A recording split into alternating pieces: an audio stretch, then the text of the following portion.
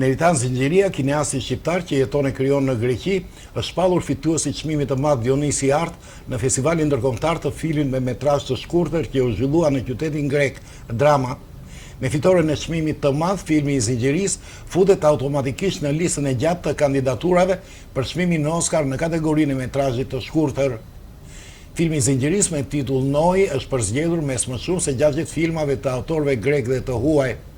Në motivacionin e jurist që shoqëron çmimin thuhet: për vështrimin e egër dhe të butë për zgjedhjet modeste dhe njëkohësisht të guximshme që e shpjen spektatorin në bërthamën e eksperiencës njerëzore.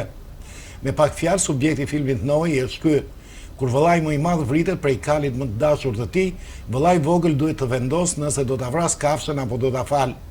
Ndjenja e ekmarrjes e verbon, por ai do të ndjej një rrugë ndryshe. Raporti i njeriut me natyrën, peizazhi grek dhe adoleshenca janë protagonistë në këtë film rrënqethës të regjisorit me shumë çmime në karrierën e vet, vënë duke shtypi grek.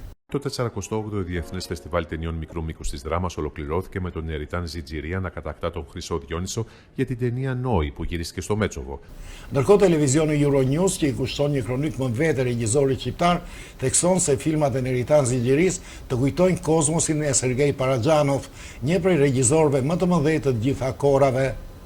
Djali i gazetarit të njohur, bashkëpunëtorit të televizionit Tribuna Shpëtim Zinxhiria, Neritani erdhi në Athinë me prindrit e vet emigrantë në fillim të viteve 1990 dhe që në moshë të re ju kushtua kinematografisë. Sot në moshën 35 vjeçare, ai ka krijuar një emër të fuqishëm jo vetëm në Greqi, por edhe në botë. Treguesi i këtij emri janë rreth 100 çmimet e fituara në festivalet më të rëndësishme kinematografike në të gjithë botën.